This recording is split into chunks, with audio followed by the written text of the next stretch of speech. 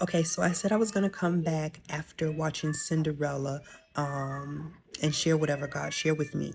And so here I am. It took me a little while because I lost my voice, so I had to wait a couple days.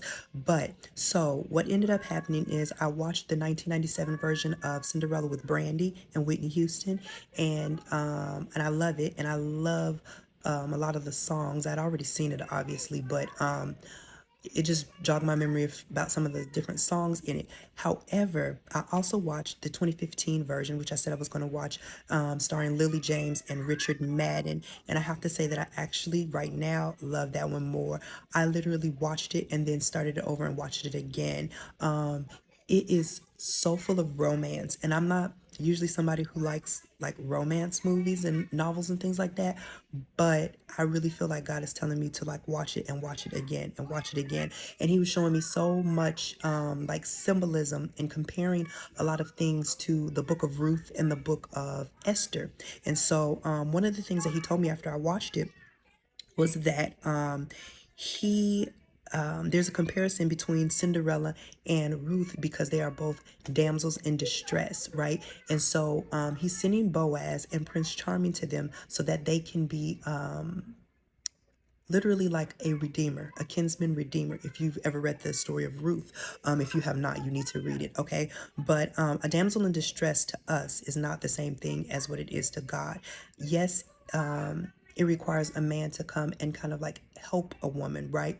But it's it's the same thing as what God does for all of us. When you're in distress, it's because you have like a foe, an adversary, an enemy, an oppressor, somebody or something, usually the enemy, that's coming against you and trying to stop you, stop your destiny, stop the plans that God has for you. And many of us, ladies, we require a Boaz, a Prince Charming, if you will. Even God, even Jesus is the same exact thing. I hope this is making sense. But when you are a damsel in distress, you need someone to come in and help you to get out of a situation or to redeem something for you. And that's exactly what Boaz did in the story of Ruth and Boaz. He came in because Ruth was a foreigner. Ruth had no family. Ruth was barren. Ruth had no husband. She was a widow. And to be a widow and to be barren at that time, back in those biblical days, I don't want to say it was a death sentence, but it really didn't afford her anything, right? She was at the mercy of her situation, and she was at the mercy of anyone who decided to be kind to her. And so in walks Boaz, by the grace of God, who's really not even mentioned in the story, but is all in the story. But anyway, in walks Boaz, and he saves her, and he saves Naomi also in the process. Well, the same is true of Prince Charming. He comes in, and Cinderella has a home, but she's being treated as a slave in her own home, right? She's being oppressed, right? She has an adversary. Her what is her stepmother and her stepsisters literally are jealous and envious of her. They hate her. They treat her like a slave. And so God orchestrates it to where she meets Prince Charming, and he comes in and he just is basically in love with her from the very moment he meets her, and he wants to help her. He wants to take her out of her situation. He doesn't even know her situation in totality, but he ends up being a redeemer and saves her out of that thing. In both instances, these women literally go from a pit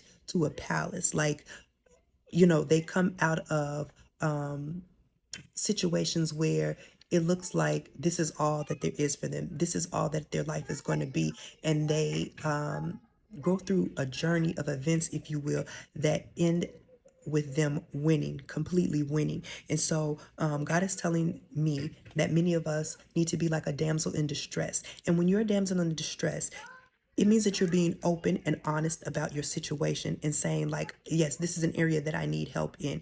God told me that he cannot send a Boaz or a Prince Charming to a woman who doesn't have a need. Boaz is literally on assignment. Prince Charming is literally on assignment, even though they don't realize it. They're on an assignment given by God to redeem these women, to help these women, right? From what the world would say disqualifies them, if you will, being barren, being a widow, being virtually a slave. Like you have no no say in what's going on in your life right now. You have what looks to be like a very pressing situation, and he sends this man in to alleviate all of your distress. I hope you can hear this with spiritual ears and not just think like, well, I'm a strong woman and I don't need a man.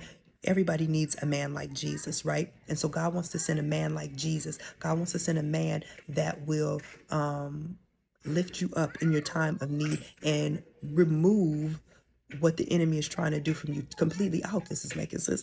Completely snatch you back from the enemy. Okay. And so be a damsel in distress. Be a damsel in distress. Be someone who realizes that they have a need and that they are looking to the Father. They're looking to Jesus to save them out of this situation. And if that be by sending you a man who comes into your life, and a man who is not lusting after you, a man who is not looking for something, because what Boaz did for Ruth, he wasn't looking for her to pay him back. He wasn't looking for her to do something strange for a little bit of change. He wasn't lusting after her. Prince Charming wasn't lusting after Cinderella. He genuinely had a love for her, a love that he couldn't even describe. And so I hope that makes sense. That's the word, and I'll be back with more.